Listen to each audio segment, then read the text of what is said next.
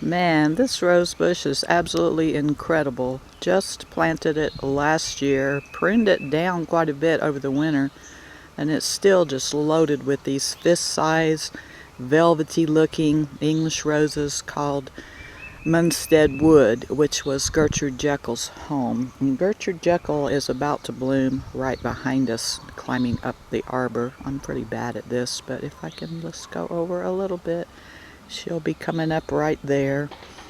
Meanwhile, the other old roses and the other English rose.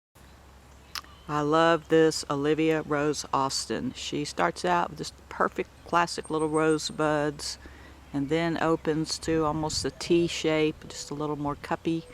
But then as it develops, it becomes just more and more packed with petals until it is a perfect saucer shape.